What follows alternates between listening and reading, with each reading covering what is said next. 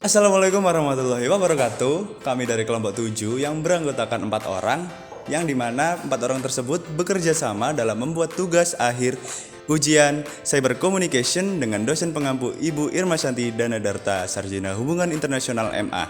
Dan pada kesempatan kali ini kami berempat akan membahas tentang new media pada bidang pendidikan, yaitu new media AI.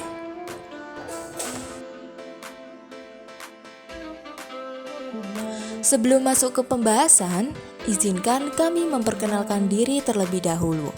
Kami kelompok 7 terdiri dari Yulia Tirta Nugraini 11521000242, Tasya Sakila 11521000256, Erina Belinda Asari 11521000257, Jaduk Dimas Gelegar 11521000281.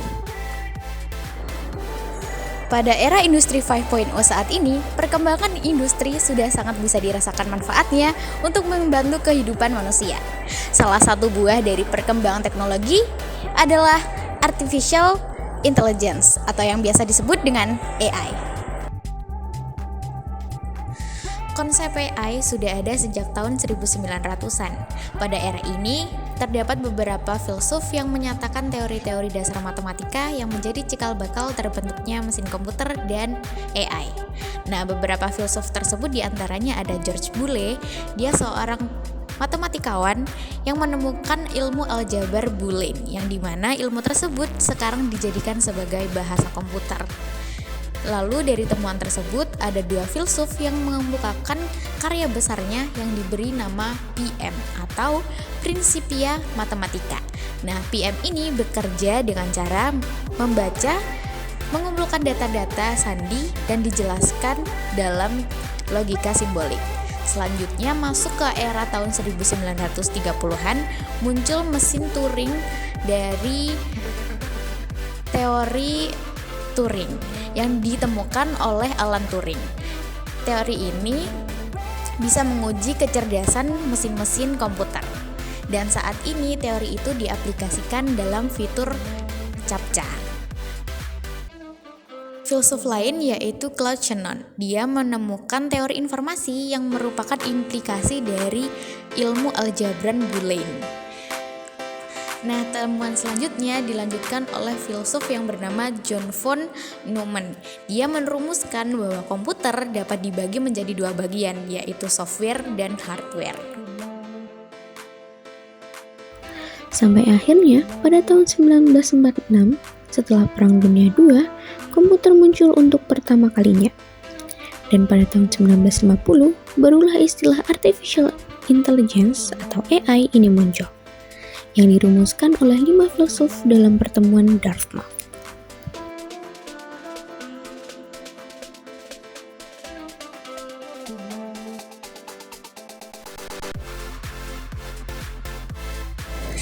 Era AI selanjutnya yaitu pada tahun 1980-an, di mana era ini dikenal juga sebagai AI gelombang 2 karena terdapat banyak sekali terobosan-terobosan AI. Contohnya ada penemuan algoritma deep learning, penemuan model neural network, dan expert system. Lalu masuk ke tahun 2000-an, kemampuan komputer sudah meningkat pesat dan ditemukannya internet. Itu menghasilkan perubahan yang baru juga di AI. Contohnya ada sistem cloud, adanya World Wide Web tahun 1989, munculnya istilah Big Data tahun 1998, adanya Internet of Things tahun 1999, dan adanya Deep Learning tahun 2006. Masifnya perkembangan AI menjadikan AI berkembang sangat pesat hingga saat ini. Belakangan, AI sangat berkembang pesat dan meluas hingga melahirkan media-media baru. New media adalah jenis media yang menggunakan teknologi digital, seperti media sosial dan internet, di mana media tersebut berbeda dengan media lama seperti media televisi, radio, maupun media cetak. Media baru memiliki format bentuk media yang bersifat mengandalkan komputer untuk meredistribusi seperti animasi komputer, permainan komputer, situs web, dan media maya. Sederhananya, media baru adalah media yang terbentuk dari interaksi antara manusia dengan komputer ataupun smartphone dengan internet secara khusus. Awal kemunculan dari new media dimulai pada tahun 1960-an, ketika komputer mulai digunakan untuk tujuan komunikasi dan pengolahan data. Pada tahun 1970-an, komputer mulai memiliki jaringan yang disebut dengan ARPANET, di mana ARPANET dikembangkan oleh Departemen Pertahanan Amerika Serikat.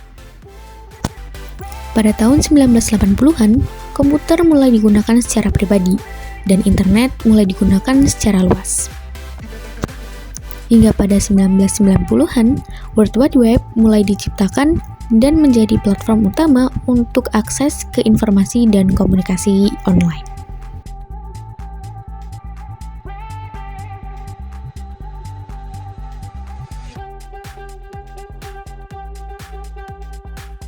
Pada tahun 2000-an, media sosial dan perangkat mobile menjadi semakin populer dan mengubah cara orang berinteraksi dengan media. Sejak saat itu, new media berkembang menjadi bagian penting dari kehidupan sehari-hari.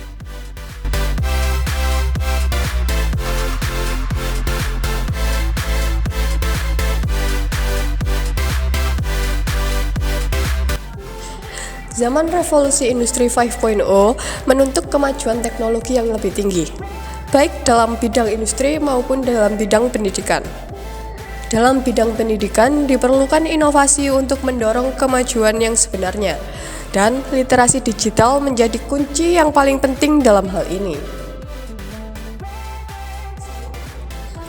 Pendidikan merupakan sebuah sistem atau proses yang didesain untuk membantu individu mengembangkan pengetahuan, keterampilan, nilai-nilai, dan sikap yang diperlukan agar dapat berfungsi secara efektif dalam masyarakat. Pendidikan meliputi berbagai tingkatan, mulai dari pendidikan formal seperti sekolah dan perguruan tinggi, hingga pendidikan non-formal seperti pelatihan dan kursus. Tujuan utama dari pendidikan yaitu memberikan individu dengan pengetahuan dan keterampilan yang relevan untuk kehidupan sehari-hari dan keberhasilan di dunia kerja. Selain itu, pendidikan juga bertujuan untuk mengembangkan keterampilan sosial, moral, etika, serta membantu individu menggali potensi mereka secara penuh sebagai manusia. Dalam dunia pendidikan, seringkali terjadi masalah dalam pola pembelajaran yang melibatkan metode serta strategi yang kurang komprehensif. Baik siswa maupun mahasiswa seringkali mengalami kesulitan dalam memahami materi yang disampaikan, bukan karena kesalahan pendidik atau siswa itu sendiri. Oleh karena itu, diperlukan sistem inovasi yang dapat meningkatkan kualitas pola pikir dan kompetensi guna meminimalisir masalah tersebut. Dalam hal ini, artificial intelligence atau kecerdasan buatan yang biasanya disebut AI dapat menjadi pendukung yang sangat berharga. Artificial intelligence adalah bidang ilmu komputer yang berfokus pada pengembangan mesin yang memiliki kemampuan untuk berpikir dan bekerja seperti manusia. AI melibatkan berbagai aspek seperti pengenalan suara, pemecahan masalah, pembelajaran, serta perencanaan. Dengan menerapkan AI dalam pendidikan, dapat dihasilkan sistem yang mampu mendukung proses pembelajaran dengan lebih efektif. Salah satu manfaat AI dalam pendidikan adalah kemampuannya untuk menyajikan materi pembelajaran secara personalisasi. Dengan memanfaatkan teknologi AI, sistem pembelajaran dapat memahami kebutuhan individu, siswa, atau mahasiswa secara lebih akurat. Hal ini memungkinkan penyampaian materi yang disesuaikan dengan tingkat pemahaman, kecepatan belajar, serta gaya belajar masing-masing di setiap individu. Dengan demikian, siswa atau mahasiswa akan lebih mudah memahami materi yang diajarkan. Tujuan AI sendiri adalah memiliki pemahaman yang lebih baik tentang kecerdasan dan menggunakan mesin untuk memberikan manfaat yang lebih besar dalam bidang pendidikan. Gerakan ini bertujuan untuk mempermudah siswa dalam proses pembelajaran dengan mempertimbangkan pengalaman individu mereka. Dengan demikian, gerakan ini berupaya meningkatkan kualitas belajar siswa maupun mahasiswa dengan menerapkan pembentukan nilai dan karakter yang positif pada siswa. Pendidikan tidak hanya fokus pada pengembangan potensi, kuantitatif siswa, namun juga mengutamakan pembentukan nilai karakter yang mereka peroleh selama masa pendidikan. Dengan adanya penerapan AI dalam pendidikan dapat menjadi solusi inovatif untuk meningkatkan kualitas pola pikir dan kompetensi siswa atau mahasiswa. Dengan memanfaatkan teknologi AI, pendidikan dapat disesuaikan dengan kebutuhan individu, meningkatkan interaksi interaktif, dan memanfaatkan analisis data untuk meningkatkan pembelajaran. Hal ini dapat membawa dampak positif pada keberhasilan dan mutu pendidikan secara keseluruhan. OpenAI secara resmi menggunakan versi prototipe dari chatbot AI terbaru mereka yang dinamai dengan ChatGPT, Generative Pre-trained Transformer. ChatGPT adalah model bahasa alami yang dilatih untuk memahami bahasa manusia dan menghasilkan jawaban yang relevan, dinilai mampu mengerjakan pekerjaan yang biasanya hanya mampu untuk dilakukan oleh orang-orang yang kompeten di bidangnya. Tantangan yang pertama dari penggunaan AI sendiri dalam bidang pendidikan yaitu kurangnya privasi dan keamanan data. Karena AI akan mengumpulkan dan memproses data siswa yang dapat mencakup informasi pribadi seperti nama, alamat, nomor telepon, dan data akademik. Contohnya adalah seperti adanya sebuah kasus yang pernah saya lihat di kanal YouTube Narasi yang membahas hal itu. Nah, Narasi dan Human Rights beserta beberapa media dari berbagai negara itu berkolaborasi melacak fenomena pengambilan data privasi anak-anak yang dilakukan secara diam-diam kemudian dijual ke perusahaan iklan.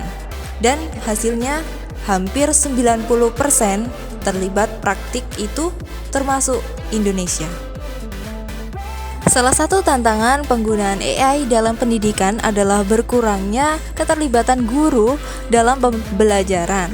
Dalam model pembelajaran yang menggunakan AI, guru mungkin tidak terlibat secara langsung dalam proses pembelajaran. Contohnya saja, sekarang ini saat ujian. Adanya teknologi AI ini membuat guru tidak perlu bersusah payah untuk mengkoreksi jawaban atau mengkoreksi secara manual dan berulang-ulang.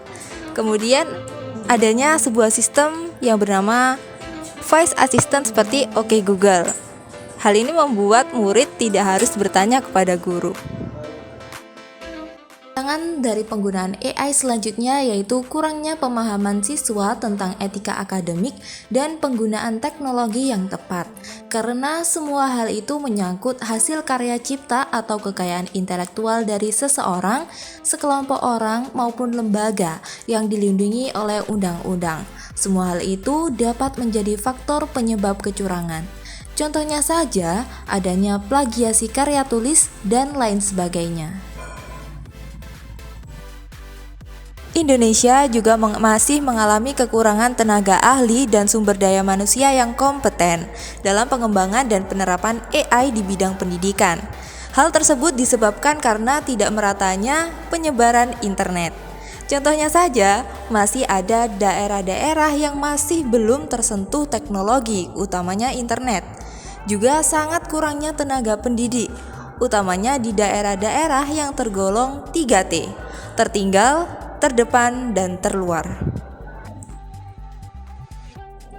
Hadirnya AI membuat adanya penurunan nilai-nilai karakter peserta didik karena interaksi dengan teknologi sekarang ini dilakukan dengan terus-menerus hingga sudah menjadi bagian hidup. Peserta didik akhirnya kurang melakukan interaksi sosial dengan lingkungannya. Contohnya, kecanggihan teknologi membuat pelajar lebih nyaman dan lebih memilih membatasi kontak sosial secara langsung karena merasa dapat melakukan semua hal seorang diri. Hal ini menggerus nilai karakter seperti nilai budaya dan nilai religius. Salah satu solusi dari tantangan yang dihadapi oleh AI adalah pemerintah, lembaga pendidikan, dan sektor swasta perlu bekerja sama untuk meningkatkan kapasitas sumber daya manusia di bidang AI, termasuk melalui pelatihan, kursus, dan program pendidikan yang berfokus pada AI di bidang pendidikan. Yang harusnya dilakukan adalah berupa pembelajaran progresif, memahami bahwa tujuan dari belajar yaitu mengacu pada 4 pilar pembelajaran, yaitu learning to know, learning to do, learning to be, dan learning to live together. Jadi, kesimpulannya adalah penggunaan AI dalam pendidikan menawarkan berbagai macam manfaat dan solusi, namun juga memiliki tantangan dan risiko yang perlu diperhatikan juga. Oleh karena itu, penting untuk mengembangkan kebijakan yang tepat untuk memastikan bahwa penggunaan AI dalam pendidikan memberikan manfaat yang maksimal tanpa mengorbankan privasi, keadilan, dan keamanan data. Selain itu, penggunaan AI juga harus diintegrasikan dengan baik dengan peran guru dalam proses pembelajaran. Dan pada akhirnya, manusia dan teknologi tidak bisa saling melawan. Dan solusi dari hal tersebut yaitu manusia saling beriringan dengan teknologi yang ada. Sampai jumpa di lain kesempatan. Dadah.